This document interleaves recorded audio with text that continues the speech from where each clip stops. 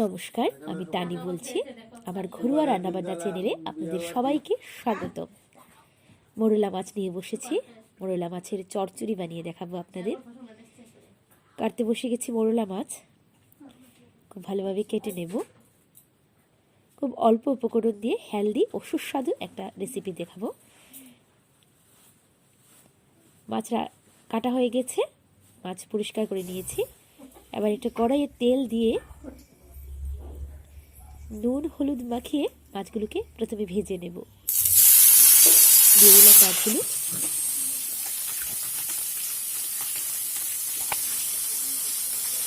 মাছগুলো দিয়ে খুব ভালোভাবে ভেজে নেব।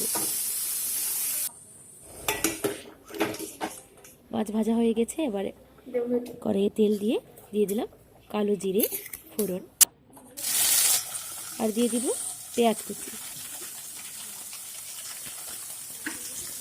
পেঁয়াজগুলোকে ভালোভাবে ব্রাউন করে ভেজে নেব আমরা।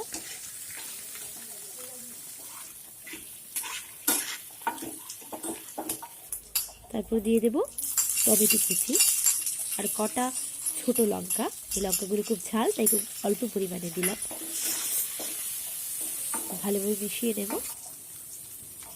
এবার দিয়ে দেব অল্প পরিমাণে লবণ, আবারও মিশিয়ে নেব ভালোভাবে। হলুদ দিয়ে দিলাম অল্প পরিমাণে, হাফ টিস্পুন দিয়ে দিলাম জিরের গুঁড়ো। আর কোনো মশলা আমরা দেবো না। দিয়ে দিলাম জল, যাতে মশলাগুলো পুড়ে না যায়। মশলাগুলো ভেজে নেব ভালোভাবে।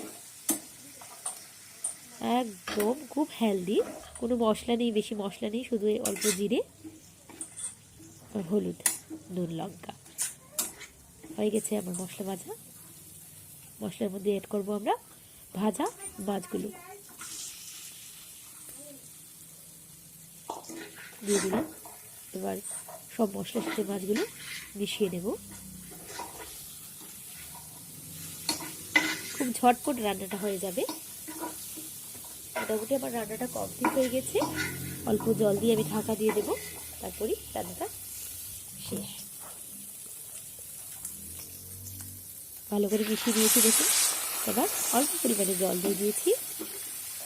ভালোভাবে মিশিয়ে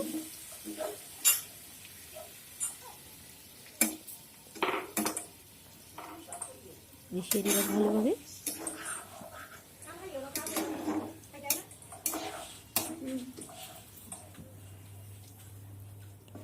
এটাকে ভালোভাবে কভার করে দেব। আমার রান্না কমপ্লিট।